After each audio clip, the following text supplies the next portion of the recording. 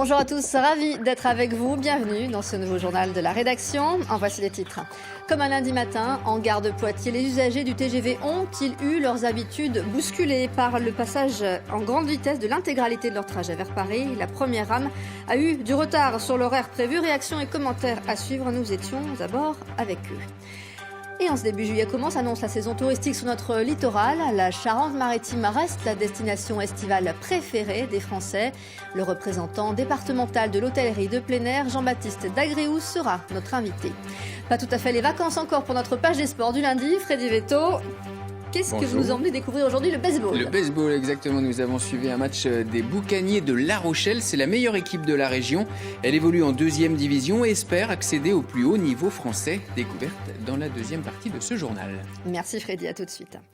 Faire Poitiers-Paris en train, c'est leur quotidien. Et en ce début de semaine, les abonnés du TGV ont donc testé un temps de trajet réduit. Le gain en minutes reste toutefois diversement apprécié et demeure, quoi qu'il en soit, aléatoire. Le reportage à bord de Philippe Tanger et Marine Nadal. Quelques minutes de gagné pour ses habitués, mais ils ne s'en soucient guère.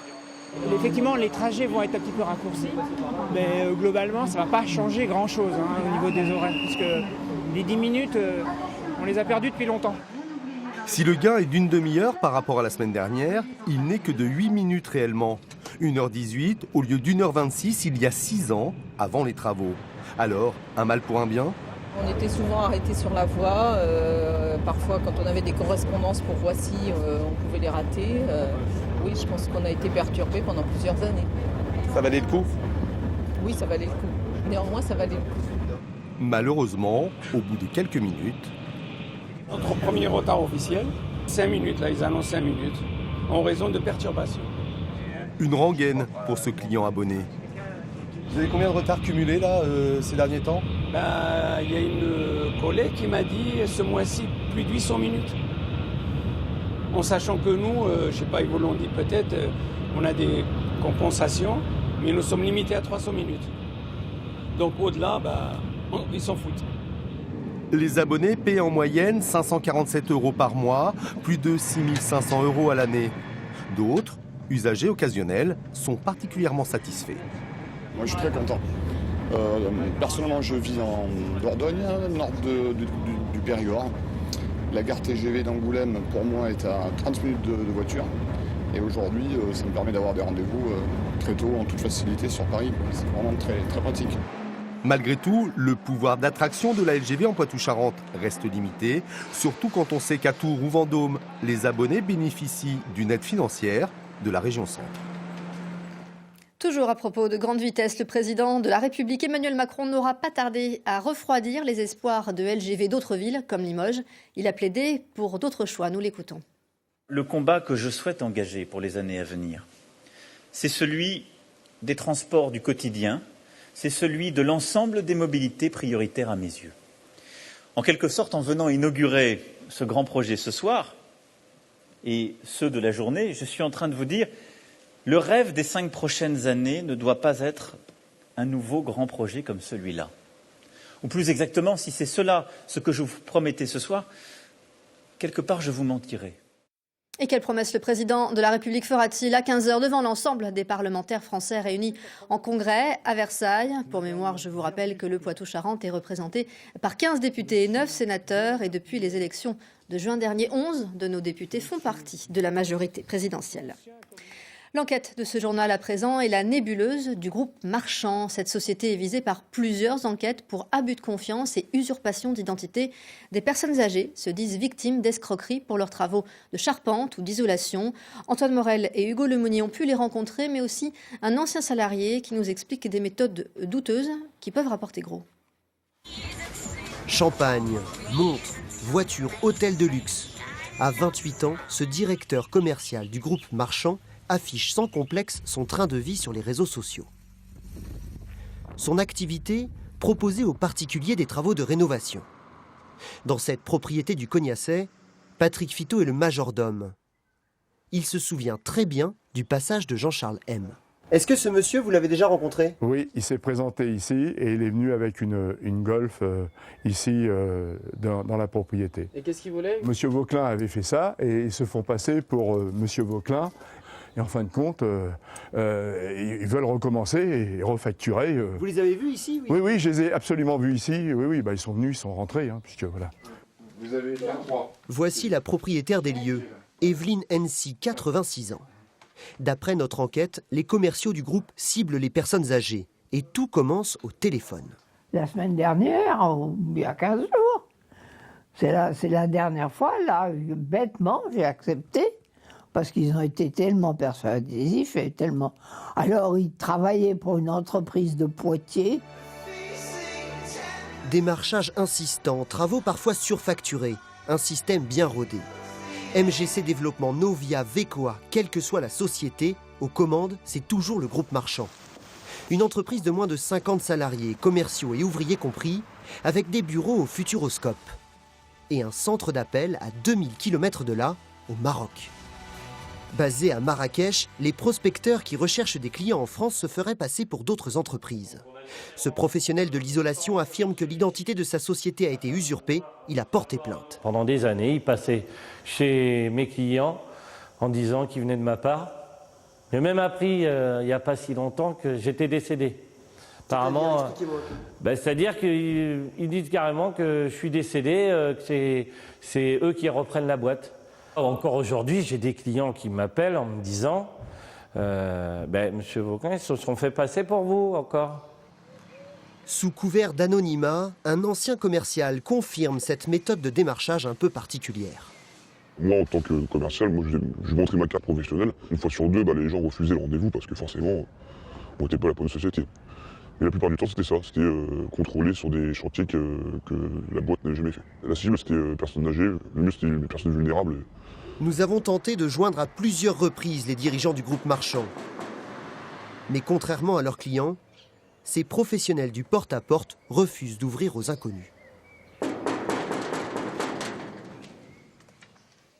Baignade réautorisée dès hier sur les plages de Royan. Les fortes pluies de la semaine dernière avaient poussé les maires de Royan, mais aussi de Saint-Georges-de-Didonne et de Vaux-sur-Mer à interdire la baignade sur leur littoral.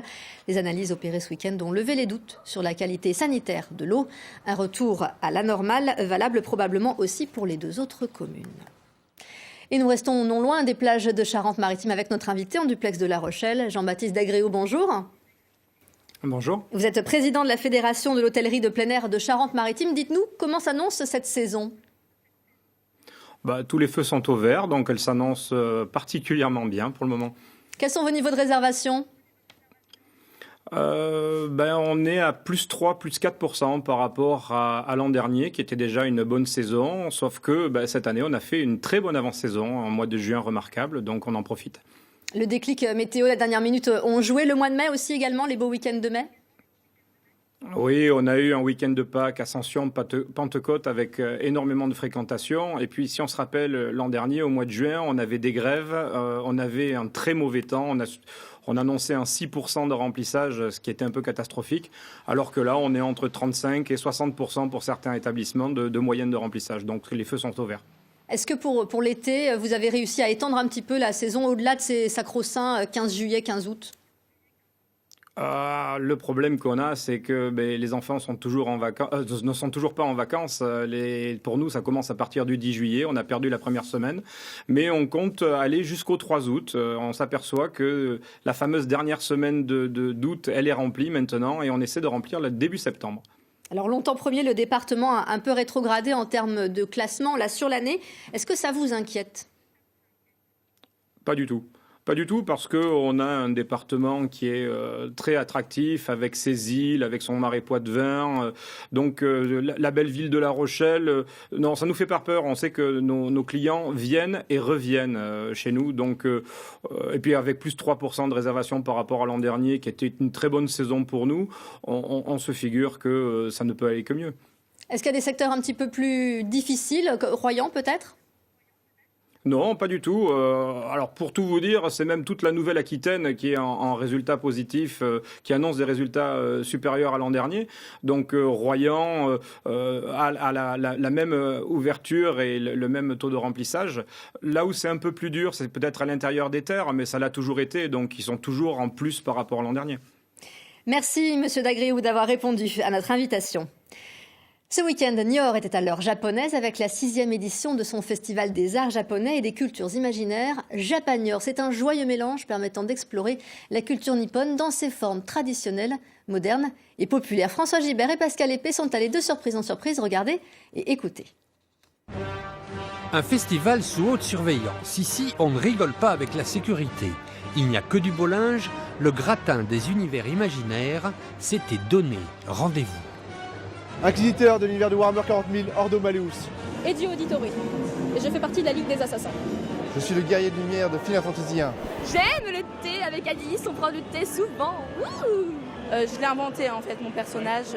J'ai customisé la robe de mariée à ma mère pour me faire un personnage. Bon, ça c'est pour les gens qui sont pas venus tout seuls. Sinon il y a des mangas, des samouraïs, des joueurs de Go, des geeks des jeux vidéo et des essayages de kimono.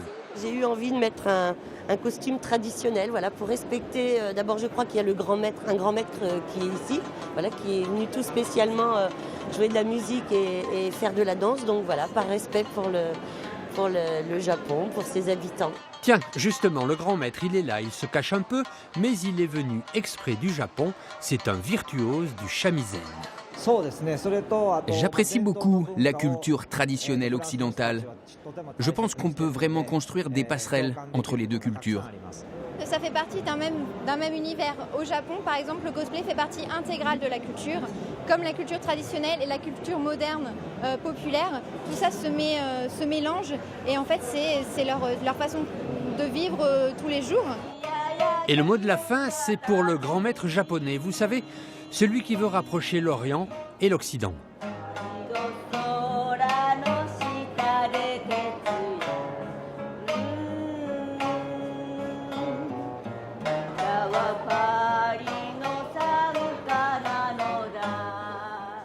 De la version japonaise de Sous les ponts de Paris au Journal des Sports. Bonjour Freddy. Bonjour. Et justement, vous nous parlez de pont version américaine. Oui, The Bridge, la transatlantique qui relie le pont de Saint-Nazaire au pont Verrazzano-Narrows à l'entrée de New York est proche de son épilogue. François Gabard et son équipage devraient apercevoir la Statue de la Liberté en fin d'après-midi, début de soirée heure locale. À 11h ce matin, il leur restait 81 000 à parcourir et leur avance s'est accentuée. Cette nuit, leurs premiers poursuivants sont à près de 140 000. Une nouvelle victoire se dessine pour le skipper charentais.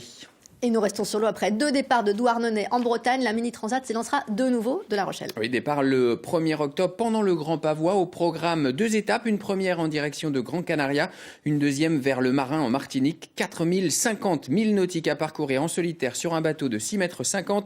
C'est le défi des 84 skippers engagés. La course affiche complet. Je vous propose d'écouter Jean Saucé, c'est le directeur technique de l'épreuve au micro de Nathalie Combès et Joël Bouchon. 84 places sont prises, avec 13 nations, 9 filles, ça on en est très fiers, qui est 9 filles, ça fait plus de 10% de la population, et en course au large, faut le noter. Les bateaux vont être à La Rochelle pendant 10 jours, c'est-à-dire du 20 septembre au 1er octobre. Ils seront dans le bassin des Chalutiers, comme à chaque fois qu'on organise une course majeure à La Rochelle, avec le village qui va autour, qu'on va essayer d'animer de façon à ce que les Rochelais puissent venir y passer un bon moment et rêver un peu autour de ces tout petits bateaux qui vont traverser l'Atlantique, quoi. Allez, nous plongeons maintenant avec 2 informations apnées. Oui, saluons d'abord la victoire de Morgan Le Bourquis, vainqueur donc du Nice Abyss Concept. Il est double champion du monde et recordman de France d'apnée en immersion libre, 104 mètres de profondeur. Si je vous en parle, c'est qu'il a débuté la discipline à Poitiers, c'était en 1999. Et puis félicitations à la Poitevine, Laurence Loulmé, vice-championne de France d'apnée poids constant bipalme en milieu naturel. La licenciée du Subaqua Club du Poitou est descendue à 33 mètres, c'était à Villefranche-sur-Mer. Et toute autre chose, gros plan sur le baseball ce midi. Oui, le Poitou-Charentes compte 8 équipes de baseball, les Lynx d'Angoulême, les Garrocheurs de Bressuire ou encore les Chauves-souris de Poitiers. Un peu moins de 500 licenciés au total, une grande partie à La Rochelle. Le club des Boucaniers évolue en 2e division. Il a pour ambition de rejoindre l'élite nationale l'an prochain. Nathalie Combès et Joël Bouchon ont assisté à une rencontre hier. Regardez. C'est l'un des sports les plus pratiqués au monde. Né aux États-Unis où il remplit les stades, le baseball s'exporte encore mal outre-Atlantique. C'est en 1985 que La Rochelle s'est lancée dans l'aventure. Aujourd'hui, le club des Boucaniers compte 120 licenciés et 4 équipes engagées en championnat. Il a sa propre école de formation et se porte bien. L'ambition première, c'est de gagner encore un peu de terrain en attirant plus de jeunes. On est à 33 ans ou 32 ans de vie du club, avec des hauts et des bas, un développement en tout cas constant malgré tout. Aujourd'hui, on a 120 licenciés. L'objectif concernant notre équipe première, c'est de monter en division 1 pour servir un peu d'appel et d'élan pour tous les jeunes qu'on forme pour pouvoir justement aspirer à jouer un baseball de plus en plus haut niveau. Notre but premier déjà, c'est de conserver le plaisir de jouer. On dit toujours dans nos entraînements, on travaille dur mais toujours garder le sourire. C'est un jeu, on s'amuse, donc have fun comme on dit au baseball. Un club qui vise haut cette saison, installé en 2e division depuis 4 ans, vice-championne de France en 2015, l'équipe Fagnon qui jouait ce dimanche contre Metz est à 2 doigts de décrocher le Graal. On est plutôt bien placé, ouais. Il reste les playoffs en septembre après, on va tout donner et normalement ça devrait le faire. On espère en tout cas, on croise les doigts.